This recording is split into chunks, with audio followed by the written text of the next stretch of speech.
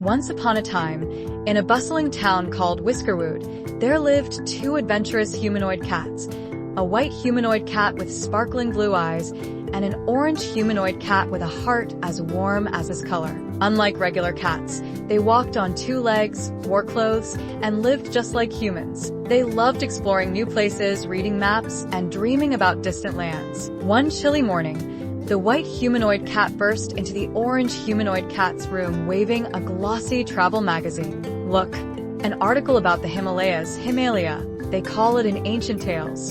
Snow-capped peaks, hidden valleys, ancient temples. We have to go.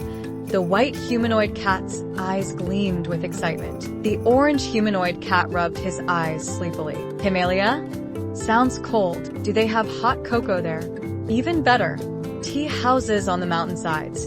Grinned the white humanoid cat. That was all the orange humanoid cat needed to hear. Within a week, they packed their backpacks with thick jackets, warm boots, and lots of snacks. They booked their tickets, and soon, they were on a plane soaring high above the clouds, their whiskers twitching with excitement. As the plane landed in the small Himalayan town of Namchu, the white humanoid cat and the orange humanoid cat pressed their faces against the windows. Towering white peaks touched the sky, sparkling under the bright sun. The air was thin and crisp, and prayer flags fluttered at every corner, sending colorful wishes into the wind. "Welcome to Himalia," announced a friendly guide at the airport, a cheerful dog named Pema, who had a nose for adventure. "We want to see everything," declared the white humanoid cat, bouncing on his toes. Pema chuckled. "Everything?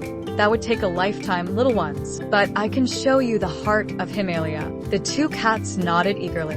Early the next morning, with their jackets zipped up and hiking sticks in paw, the white humanoid cat, the orange humanoid cat, and Pema set off. The trail twisted through dense pine forests, across rickety rope bridges, and past tiny villages with stone houses. Children waved at them, and elders sipped butter tea by warm fires. "Look at those mountains," gasped the orange humanoid cat, his breath puffing into little clouds. "They're like giant scoops of ice cream." The white humanoid cat laughed. "Race you to the next turn."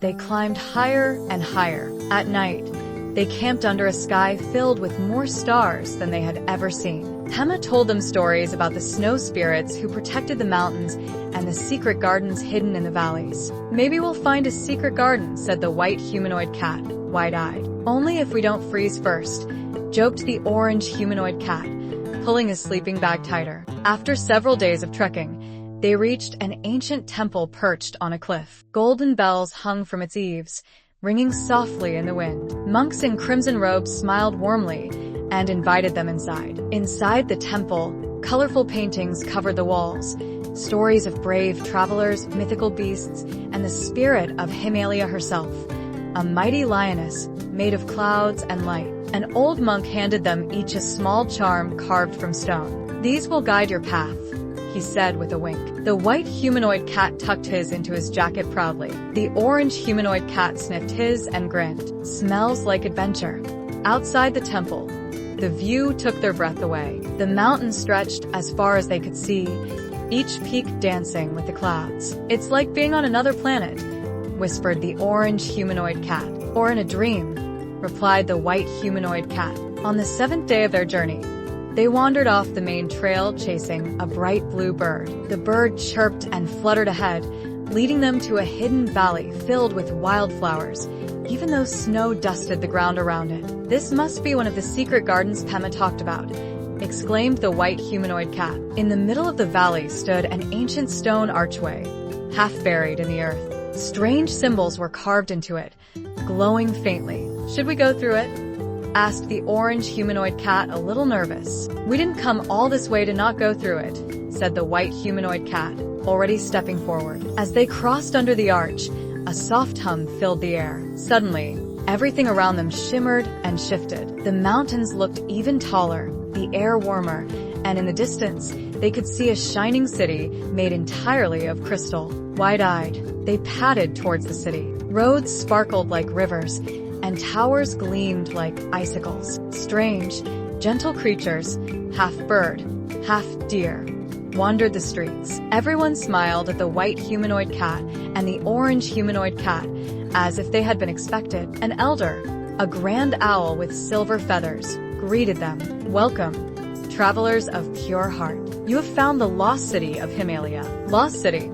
asked the orange humanoid cat, amazed. "It appears only to those who journey with courage and kindness," the owl said. "Few find it, fewer still remember it." They were given a tour of the city.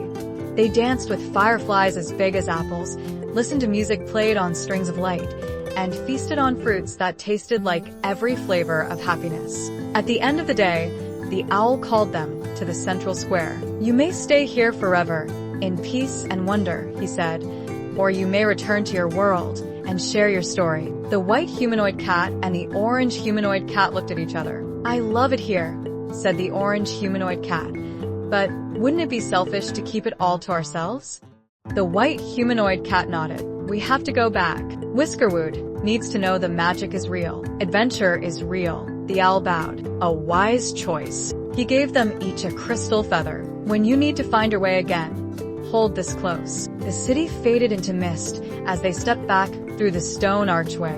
They found themselves back on the trail, the blue bird chirping one last time before flying off into the sky. When they finally returned to Namchu, Pema was waiting. "Where did you two disappear to?" he asked. "Oh, just found a secret city," said the orange humanoid cat casually. Pema laughed, thinking they were joking. Back in Whiskerwood, the white humanoid cat and the orange humanoid cat became heroes. They shared their tale at the town library to crowds of wide-eyed kittens and curious old-timers. They showed their crystal feathers, and though some believed and some didn't, everyone agreed on one thing.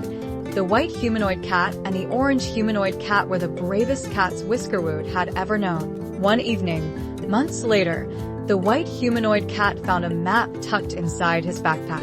It wasn't there before. It showed a different land, new mountains, new trails. He grinned at the orange humanoid cat. "Ready for the next adventure?" The orange humanoid cat zipped up his jacket. "Only if there's cocoa at the end." And so, once again, the two brave cats set off into the unknown, because the world was wide, the mountains were calling, and adventure was always just one paw step away.